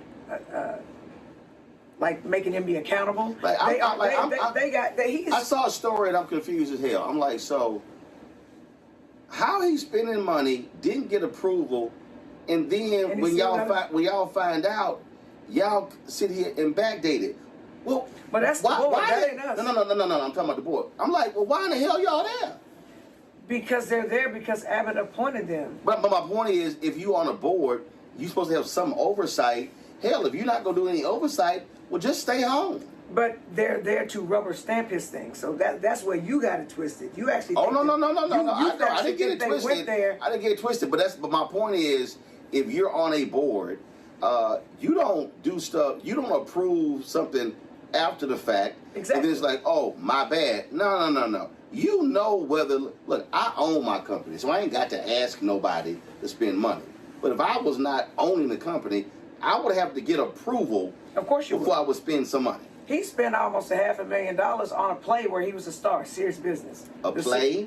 A play. They did a play, and I guess he likes to act, and they spent over $500,000 for him to do a play, and he was acting. I swear on my daddy's line. Well, okay, all right. Now, and the board approved that. Now, the board approved that. A play, you go to a play and people act like something. Yes, a play. And he was in it? He was the star of it. Okay. So they're not. They're there to play games. Now they're there to act. They're not there to teach kids. And all the teachers, they've gotten rid of certified teachers, and they're not paying them. They brought in people. I got a friend who says her niece is working at HISD, used to work at McDonald's. They hired her as a teacher. She's not certified, so they got uncertified people teaching kids, and they're manipulating data. They're literally only testing the smart kids, so it appears that their test scores are high. They're doing all these things. They spent, I can't remember how much. I want to say $4 million on a failed bond so that they could replenish their piggy bank. Now, we fought against it. Well, yeah, but here's the deal. So here's the people you understand. Bond elections rarely ever fail. Oh, now that's true. Especially for school. You got to really screw up bad for the voters to say hell no to a school bond election. with schools that are falling apart. That was an absolute protest vote where the public said, no, we are not about to hand you several $billion. Yeah. That's what that was about. And again, I want people to understand across the country, bond votes for schools rarely fail. Right, but they always pass mostly because right. most people want to spend money. They're willing to pay back bonds in order to give children good facilities and great environments to learn. So that says a lot about how Houston voters feel about what's happening. And let me tell you something. They have employment fairs at HISD all the time. They cannot get people to want to come in. Even people that he's brought in that were on his side, they realize that the systems as he has in place aren't educating kids. They leave. So you could have had a girl who worked at some fast food restaurant teaching your kid if you in HISD. But I hate to say this, Roland. If I had a school-age child, I would not send my child to HISD. But this is where we also have connected dots here that people need to understand. The law allowed for the governor to do this. The governor is elected.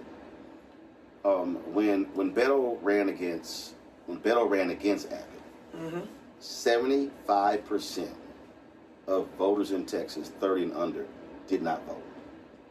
So the problem that I keep saying, even in our communities, in many of our communities, we're not voting in our capacity.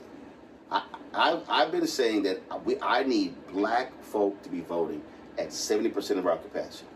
And what's happening is, it's so like, well, they're going to win anyway, so it's 38, it's 42. Right now in Louisiana, folk are all upset, MAGA Jeff Landry, and I'm like, he was MAGA Attorney General. He wanted to essentially open up the juvenile records of largely black folks only in 2 parishes in the entire state. Where the black people were living. But folks sat at home. So I need people to understand, when you do not vote, you are allowing an Abbott to stay in power, to make this move. That is a political move to allow this takeover. And is there a limit of the takeover? How many years? No, they can be there as long as they're not performing. They can be there. And here's what's crazy.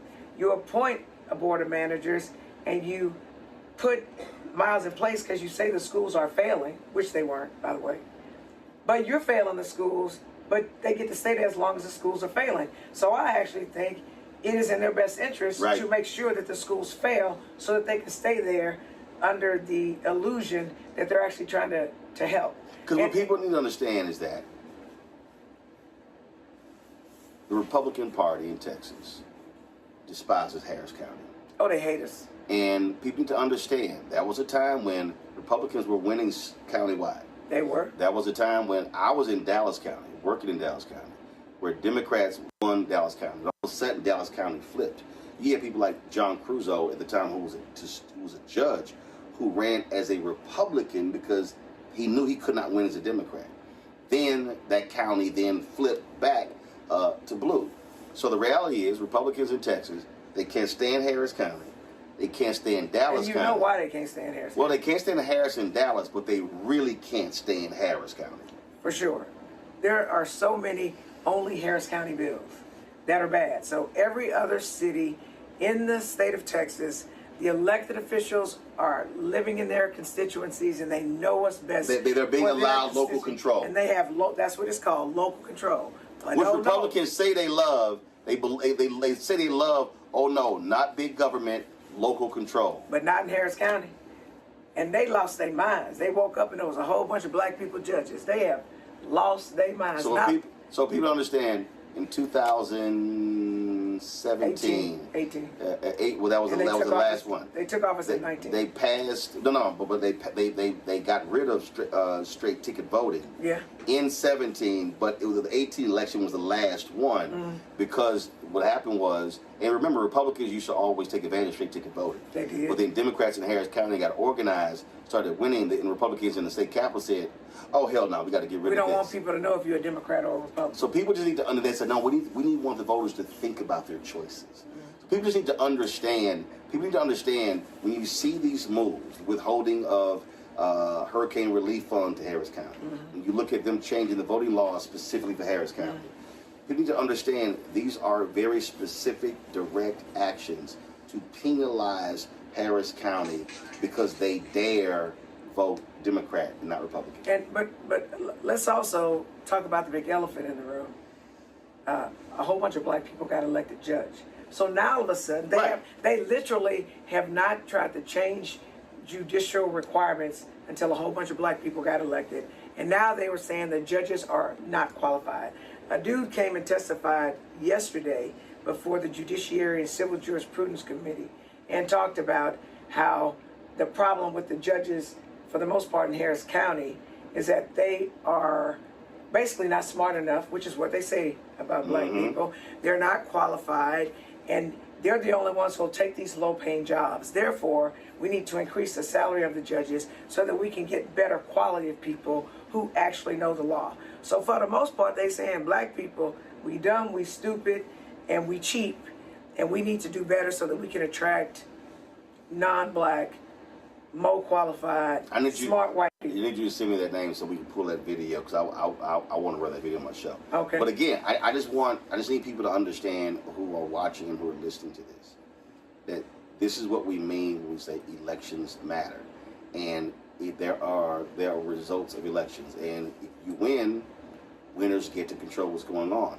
So if you're upset right now with TEA taking over HAST, if you're upset with the constant tax in Harris County, do understand it's also because folks choose to sit at home and allow these individuals to be elected. So I just want our folk to understand that if you don't mobilize and organize, this is how they stay in power.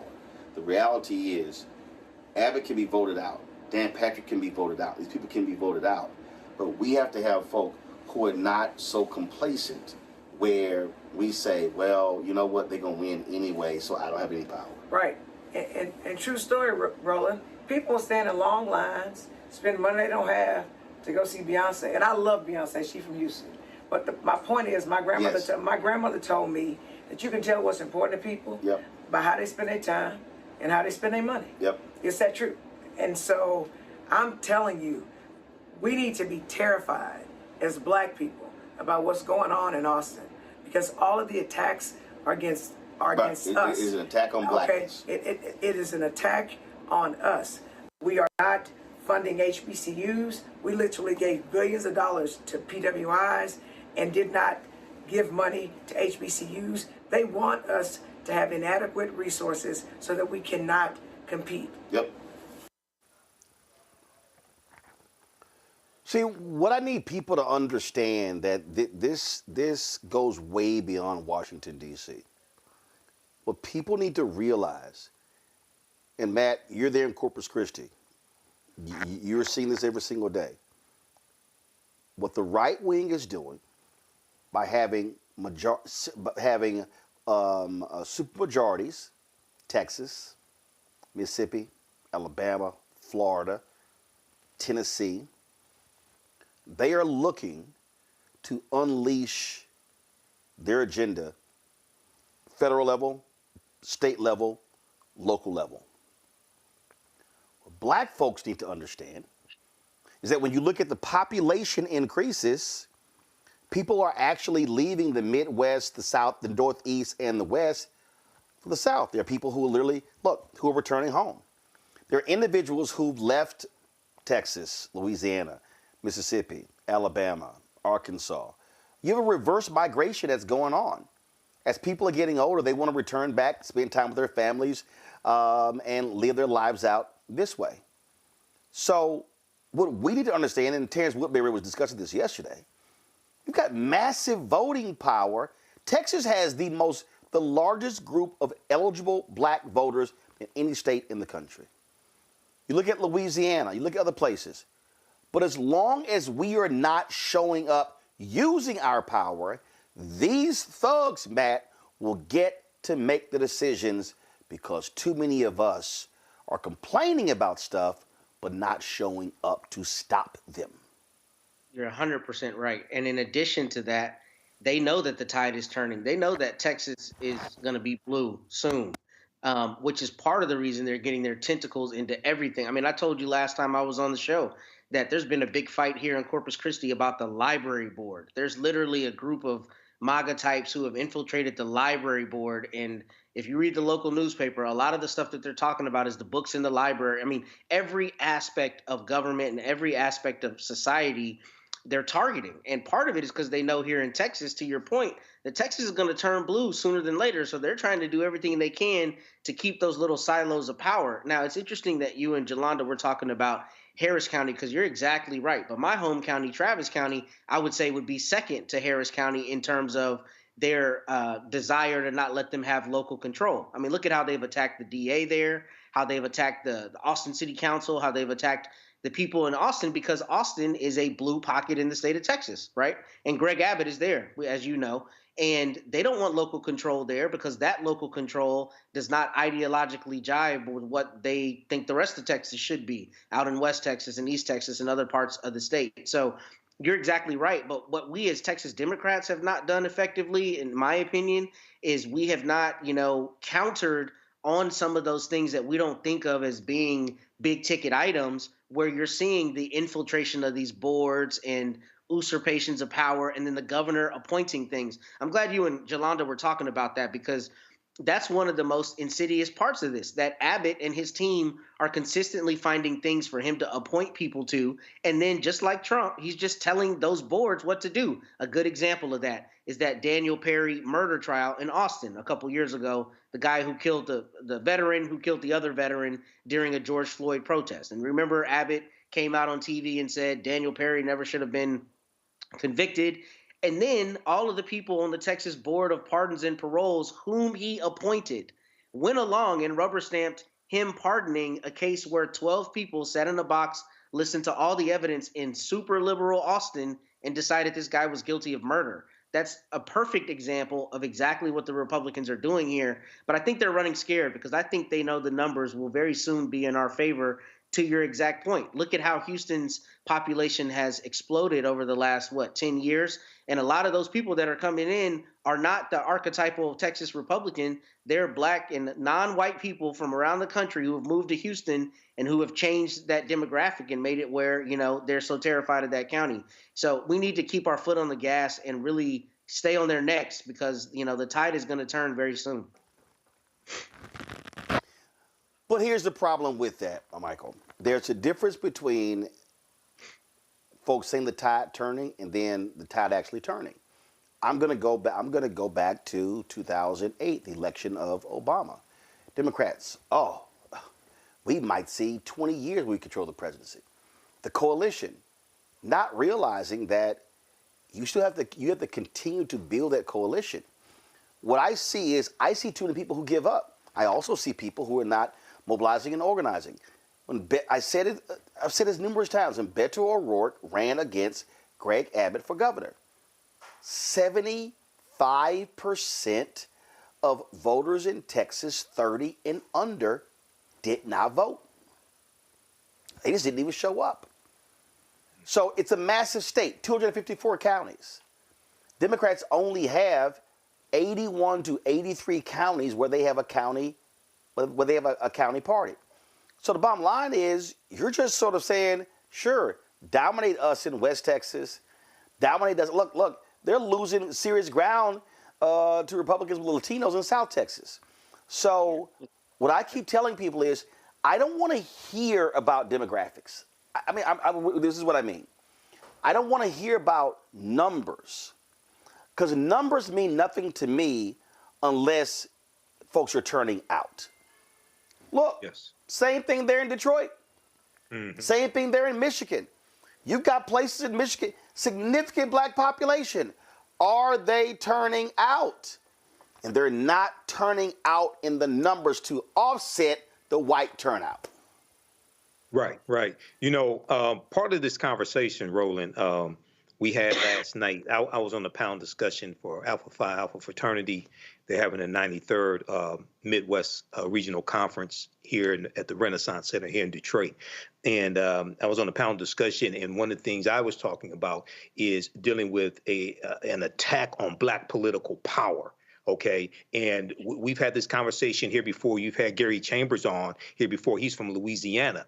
And when we see historically the rewriting of those state constitutions, during the Jim Crow era, Louisiana 1898, Mississippi 1890, that we talk about here, the Mississippi State Convention, they feared black people voting, specifically black men, okay? And we were voting in high numbers. And some of those laws, the felony disenfranchisement laws, and it's really people to understand how what we're dealing with here in the present is related to the collapse of Reconstruction in the Jim Crow era. Because anytime there are periods of perceived gains that African Americans make, there's always the white backlash to that. And we should have seen this white backlash coming because they put it in a book. It's called Project 2025, 922 pages. They spell out everything. But when we look at the felony disenfranchisement law that they passed in 1890 in Mississippi, if you were convicted of a felony, you lost your right to vote for life. It was specifically targeting the black political power there in Mississippi. That felony disenfranchisement law still But here's the thing, though. They were not targeting, and this is the distinction I want people to understand. They were not targeting black voters. They were targeting black people who voted. Now, why is that distinction important? Because, again, numbers mean nothing if you don't show up. Huge black population in Louisiana, don't show up. So we are actually, and I need everybody to listen to what I'm saying right now. We are doing the job for them. We are making their job easy. They're like, Donald Trump literally stood behind numerous podiums and microphones and said, black people, thank you for not voting. Yeah, that 16 was the greatest insult to black America, I'll say, in the last 40 years for somebody to say, Negroes, I appreciate your decision to sit your ass at home. That's what he was saying. That should have pissed off more people. And that's the thing. They are happy when we are fixated on reality shows and other things and we're not showing up to the ballot box. Absolutely. And these are distractions, and they throw these distractions out here because they fear black political power. They fear us voting in masses. Okay, and to show you that fear, Shelby County versus Holder, U.S. Supreme Court case 2013, which gutted Section 5 of the Voting Rights Act. That came after the re-election of President Barack Obama, when we voted at historic numbers. That was the first presidential election. I think we voted at 66.7%, I think it was, for African Americans. That was the first presidential election where the percentage of African American registered voters was greater than the percentage of white registered voters who voted. That scared the hell out of a lot of white people, a lot of white conservatives. They came back and attacked us in the courts. So what has to happen is there has to be a direct connection between the conditions that we deal with and how policies that we vote for change those conditions for the better.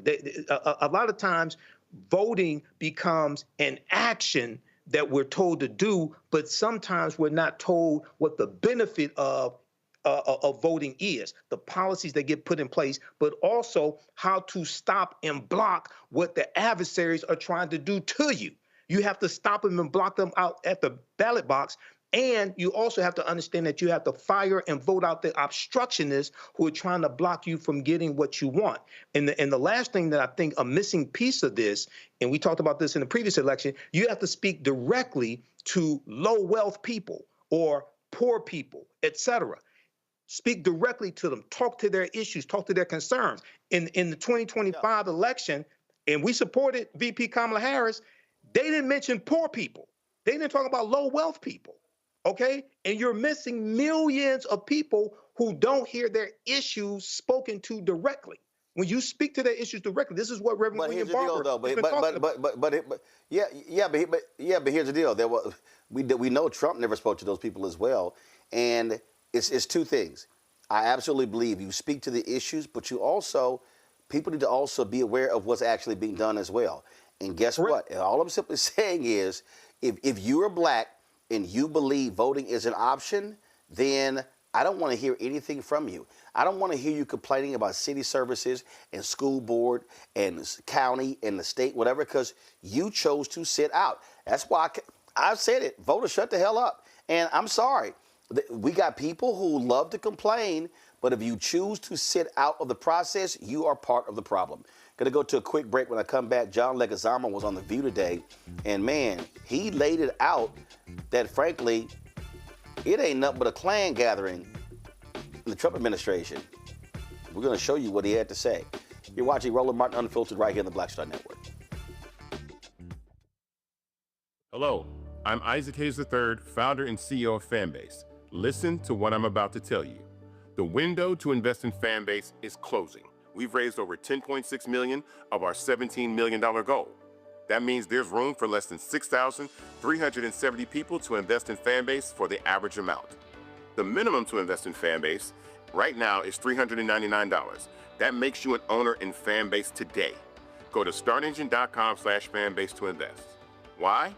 Because current social apps have taken advantage of users for far too long, with content suppression, shadow banning, harmful racist content, and no real tools for monetization and equity.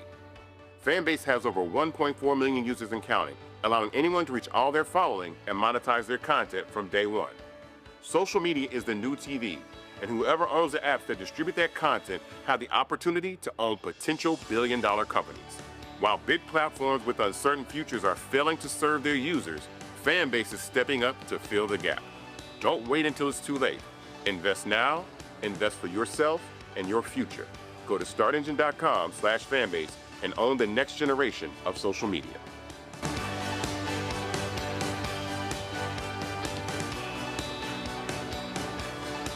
Hey, this is Motown recording artist Kim. You are watching Roland Martin Unfiltered. That boy, he always unfiltered though. I ain't never known him to be filtered. Is there another way to experience Roland Martin than to be unfiltered? Of course he's unfiltered. Would you expect anything less? Watch what happens next.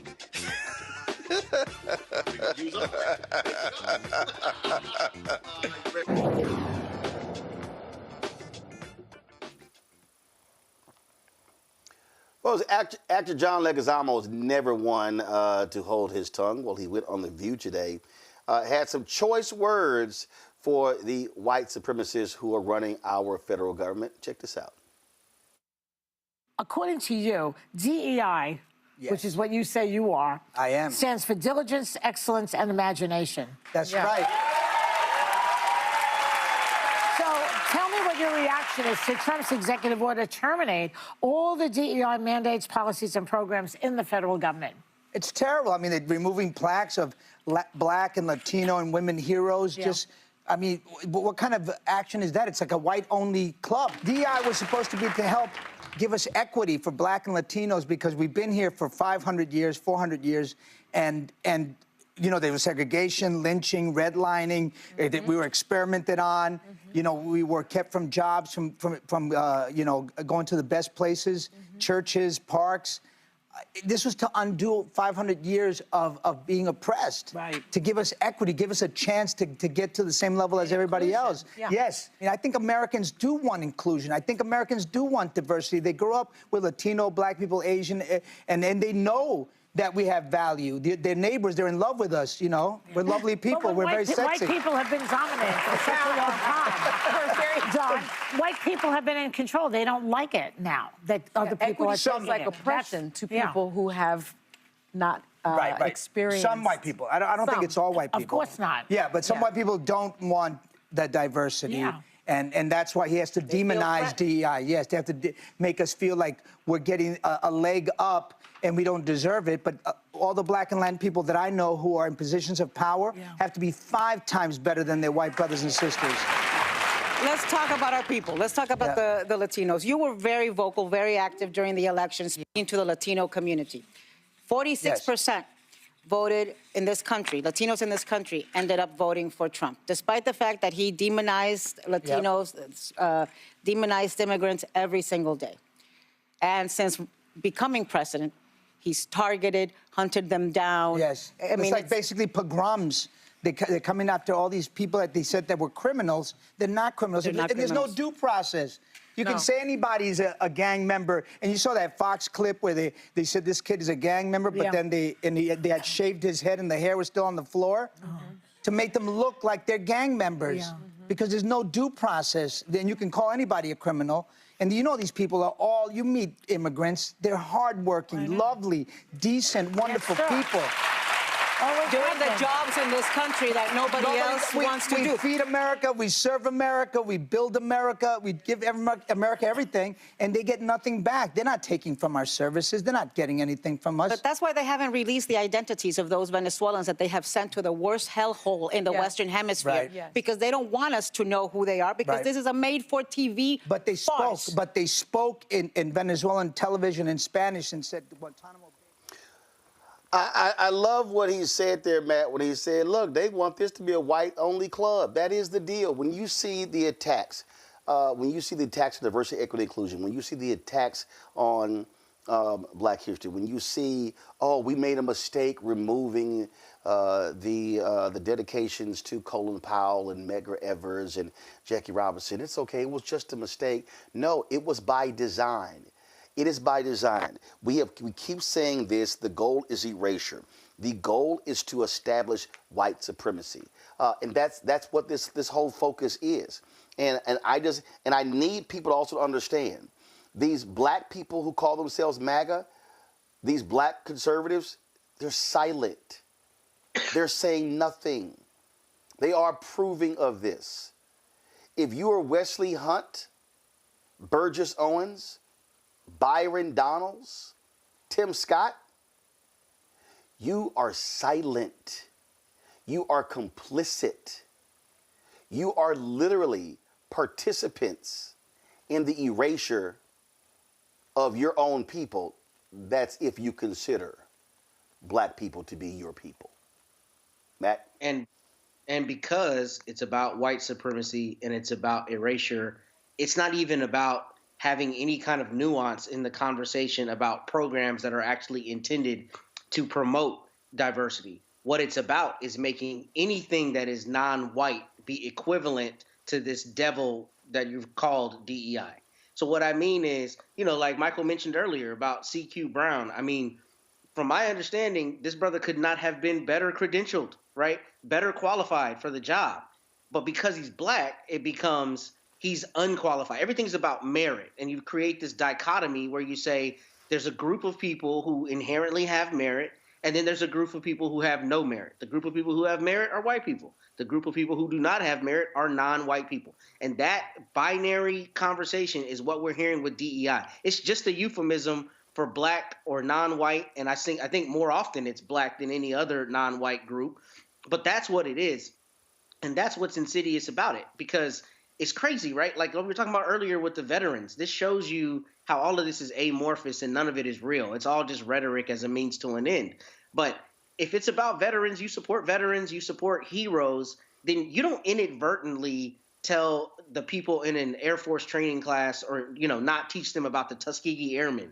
I mean, it just doesn't make sense, because objectively, those are heroes, right? Objectively, Jackie Robinson is a hero, as is Colin Powell. So to say, oh, we inadvertently removed it, no, that's one of those fake mea culpas when you want to see how far you can get. And ultimately what you want to get to here, they want to get to, is erasing the contributions of black and other non-white people. And that's what it comes down to. But DEI is this dog whistle that has been made tantamount to black. It's not even a question about whether there's an actual program where the actual intention is promoting, black or brown or non-white people at the expense of white people. It's any black person who's in any role is inherently not qualified for that role. And that's the distinction we're seeing, and that's the rhetoric that they're running with. And that's why everything can be pointed to as DEI when there's no conversation whatsoever about individuals' merit and whether they're actually, qualified for whatever position they have. People just need to understand it's a numbers game. It's a numbers game, Michael, when you look at voters, when you look at how white voters voted when you look at their perspectives. And I mean, I hate to say I called it, but I did. Ever since 2009, I kept saying, y'all, we're living this age of white minority resistance. And whether these white folks want to be overt or covert, they are saying exactly how they feel. They're saying exactly where they stand. And folks just need to understand that white fear is running rampant and it is driving American policy. Yeah, and a lot of this has to do with the fear of the browning of America, and that by 2043, white people will no longer be the majority population in this country. When you look at the U.S. Census from 2020, the white population from the 2020 census was at 57%. That's the first time that the white population in this country has dropped below 60% since 1790, when the first census was taken. That scared a lot of people. And the attack that you see on DEI right now, there's this whole backlash to the racial reckoning that took place in this country after the death of George Floyd. And the ascent of diversity, equity, and inclusion is something that was part of that racial reckoning. So we're seeing this whole wiping out of basically 60 years of progress from the civil rights movement. We're seeing this all-out attack on it right now. And John Leguizamo is good that he was on The View today talking about this. Now, what gets left out of the conversation a lot of times is how DEI helps white women. Okay, and white women need to be more vocal about protecting and saving DEI, because they've been benefiting a lot from it as well. DEI has become the new N-word in some respects, and is used as a slur to say that people are unqualified. But at the same time, you've had white women who've gotten jobs, contracts, positions, things like this from this. So this is part of the fight, and we see the attack on universities. And when you look at the dismantling of the Department of Education, one of the things they talk about is sending all this back to the states, and they talk about woke ideology being taught in schools, et cetera. This is an all-out attack right now that we're under. Well, and y'all have heard me say this before. We talked about how when opioids first hit, how, frankly, racism actually helped out black people. Y'all may say, what do you mean? White doctors were not prescribing opioids to African Americans because they felt that black people were coming there trying to get high. Well, that began to change, and we have now seen the impact of African Americans dying due to opioids. Now, U.S. Department of Health and Human Services says overall opioid deaths are starting to decline, but black families, again, are losing loved ones to overdoses at alarming rates. Advocates say resources and life-saving tools aren't reaching black communities. Sounds very similar to other health crises. Joining us right now is Tracy Gardner, Executive Director of the National Black Harm Reduction Network. Tracy, glad to have you here. And, the point I was just making there is that, and I said for years that, man, that was one of the examples where racism actually helped black people. Racist white doctors were turning black people away. Well, that then began to change. So when you talk about a lot of these, and then what then happened was, Tracy, we saw it during the 2016, 2020 election, all of a sudden, white people were asking for compassion for people who had drug problems. They were demanding intervention. They were demanding counseling, demanding rehabilitation. I remember a lot of black people said, man, I wish we had that sort of empathy when black folks were dealing with crack cocaine. So we're still seeing, when you talk about the delivery of services to combat this, just like when it came to AIDS, when it came to other things, they're not reaching the black community in the same way. And that's exactly the point. That's what we're talking about. These disparities continue and get especially noticeable or after health emergencies land, right? So National Black Harm Reduction Network, We're a fairly new organization, but the idea of Black people needing to protect ourselves from systems is not a new idea, obviously. So we are joining Vital Strategies in a campaign that kicks off next week that's going to be called YouCanSaveLives.org. That's the website. And it's basically about getting more naloxone into our communities in a way that simply hasn't been done. It's going to be kicked off focusing on the 7 cities where the highest rates of overdose among Black communities is happening: Louisville, Durham, Milwaukee, Albuquerque, Newark, and Detroit. And we are going to go all out, making sure that naloxone is just as available as an EpiPen. It's 40% of people who die of an overdose. There's usually someone around. And so this is a tool that has not been made available in our communities, and we are going to kick this off to make sure it is. It's a simple tool to save our own lives. So what are you looking at? So are you trying to get policymakers to make changes so that resources are coming to Black communities? What are you asking of the community? What are you asking people to do? We are asking people to embrace this way that community can take care of itself. Again, what we talked about earlier, whether it was HIV or crack, but when we are armed with the tools, we can keep ourselves healthy. So this, again, is something that you just don't find in our communities in the way that it is in other communities. The overdose mortality rate, the overdose death rate has gone down in white communities and continues to either hold steady or increase in Black communities. And yet and still, we don't have these tools. Now, some of the issue is about the infrastructure that we don't have in our communities because of the war on drugs. And that is not that long ago when you think about investments into our community. But this is something that doesn't have to be about the infrastructure. This is about a commitment to each other, that all of our lives are valuable, and that there's something we can do to save our loved ones with this simple tool. Questions from the panel. Matt, you go first. Okay, Tracy, I was reading in preparation for today that the number of overdoses has gone down, I think, in the last couple of years.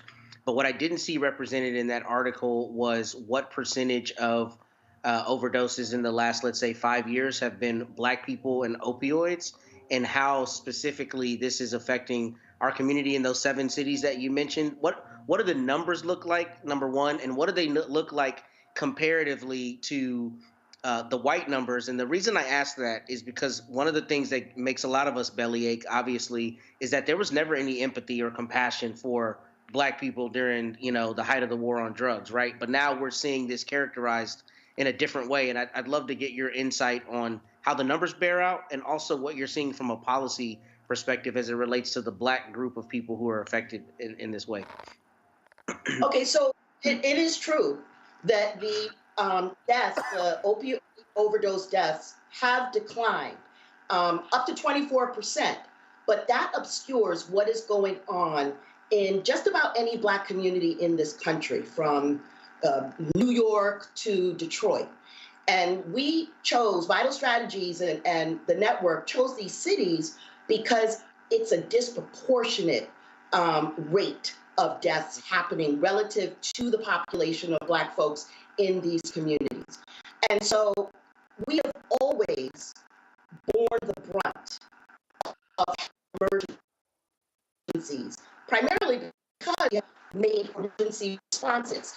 We need to be alive, right? When fentanyl came into the system, this was starting to take out so many Black folks in ways that folks didn't even know. Older Black men wiped out from the introduction of fentanyl to the system, but there was no response there wasn't any response when it started happening to our elders, but then when it went into the white communities, there was a marshaling of efforts and a quick availability of these tools, whether it's naloxone, which a lot of people know as Narcan, test strips, treatment, all these ways that became from the empathy that was being felt for and by Black people or by white people. That did not happen for us, right? And there's been a lot of stigma. And the stigma in some parts is a little bit self-imposed, but it's also part of the whole campaign to make us be less than, to dehumanize, and to be absolutely unmindful of the challenges that we face. So in 22 out of the 25 states that we were looking at in a particular study from Georgetown, the rate of overdose death was higher for Black individuals than white through 2022 and 2023. Black men, 54 to 73, are 4 times more likely to die of overdose. Our young people are taking pills, drinking lean, and don't know that these are opiates, and they are at risk. And we need to be able to identify when someone's in an overdose and then be able to have those tools available.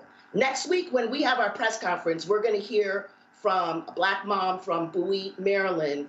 Her name is Kimberly, and her son overdosed in the bedroom next to her home office. And she looked everywhere for the Narcan and couldn't find it. And it turned out tragically that it was in his pocket. We need to make sure that it's everywhere. It doesn't matter if you use drugs or not.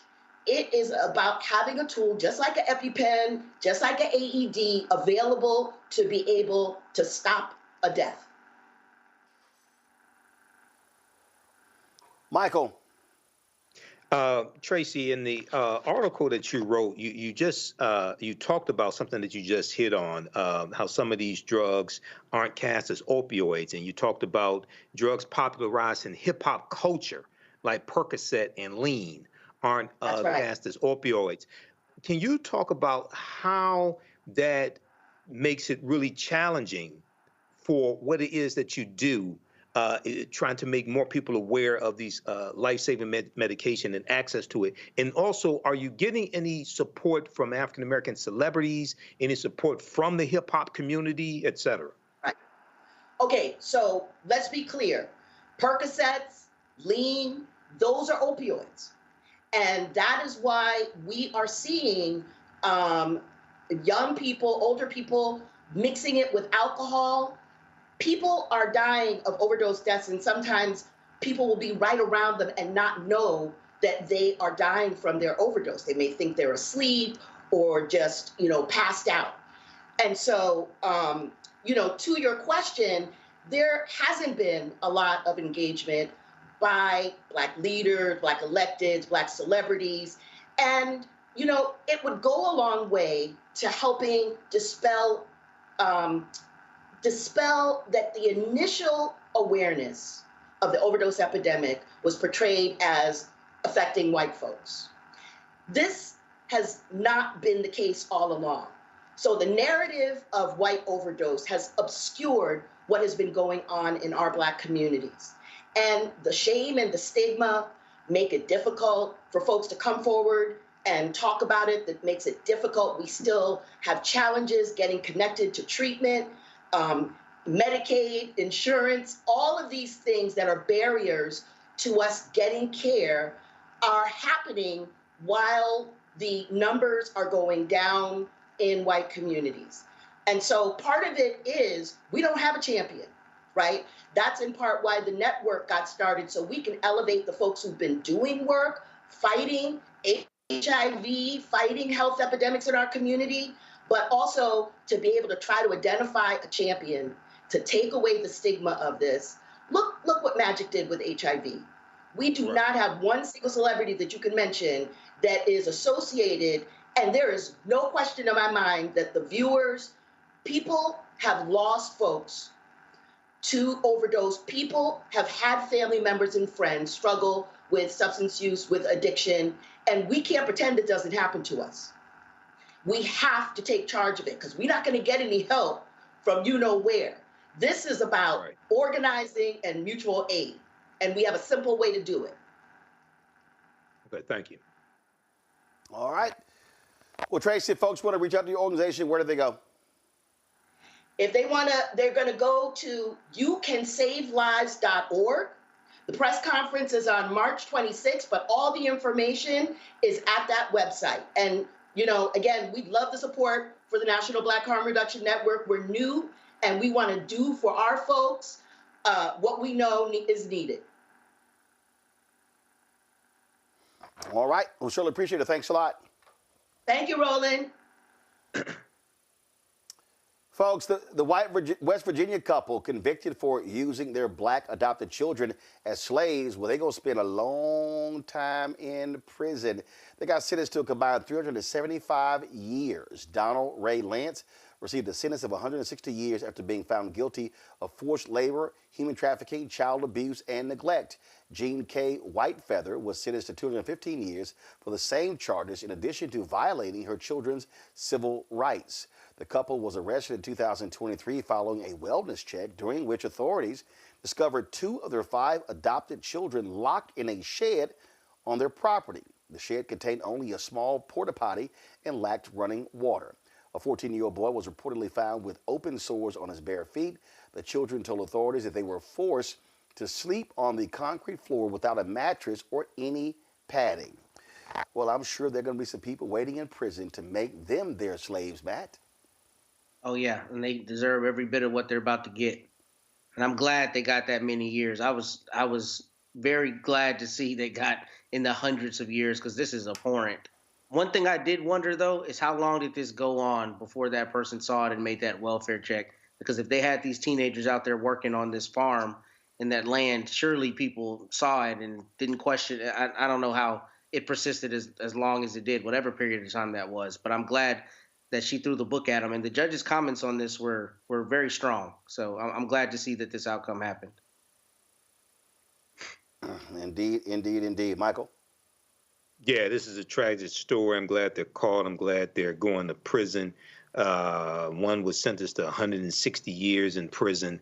But, you know, this is horrible. But this also speaks to the crisis when it comes to black adoption and the need for more African Americans to adopt, African American children as well. So, yeah, this is a tragic story. Hopefully, these children get the help that they need, so to repair the psychological damage over time that they suffered. Absolutely, folks. Last weekend, first, remember on our March 4th. Broadcast, Tiffany Lofton told us about the Student Association having their legislative conference in D.C. And how they need to raise about $39,000 for some students at Florida A&M to attend. Well, folks, because of y'all largesse, we raised way more than that. And those students are actually going to be meeting this weekend. LegCon, the conference, of course, is where students can learn the basics of advocacy. And I'm going to be speaking to them tomorrow. So, yeah, it's taking place this weekend. And so, the students for FAMU put this video thanking those of us for helping to raise the money to get them to D.C. From FAMU to you, thank you! Thank you, Roland Martin and supporters, for helping us Rattlers get all the way to D.C. to continue our advocacy efforts. We appreciate you. Enjoy the show! All right, so I look forward to seeing them tomorrow there at Florida A&M. Michael, Matt, thank you very much for joining us on today's show. We certainly appreciate it. Thanks a lot. Folks, don't forget, support the work that we do by joining our Bring the Funk fan club. You want to support our efforts, please do so if you want to use Cash App, use the Stripe QR code. The QR code is right there. If you're listening, go to blackstarnetwork.com to support the work that we do. You can see your check and money order to P.O. Box 57196, Washington, D.C., 20037-0196. PayPal is R Martin Unfiltered. Venmo is RM Unfiltered. Zelle Roland at RolandSMartin.com, Roland at RolandMartinUnfiltered.com. You can, of course, download the Black Shirt Network app, Apple phone, Android phone, Apple TV, Android TV, Roku, Amazon Fire TV, Xbox One, Samsung Smart TV. If you want to get Roland Martin Unfiltered and Black Star Network swag, like this shirt that I have on right here, you see the shirt, don't blame me. I voted for the black woman. Come on, come back to me. Come back to me. Come on, come back to me. They come back. See, this shirt right here. Don't blame me. I voted for the black woman. A lot of y'all buying the shirts. We certainly appreciate it. All proceeds go right back into the show, so y'all can please help us out. So go to RolandMartin.creator-spring.com, RolandMartin.creator-spring.com, or just go to BlackStarNetwork.com. You can get our shirt. Hashtag, we tried to tell you, FAFO 2025, and lots of other shirts as well. Don't forget to get a copy of my book, White Fear, How the Browning of America is Making White Folks Lose Their Minds, available at bookstores nationwide. And, of course, be sure to download the app Fanbase.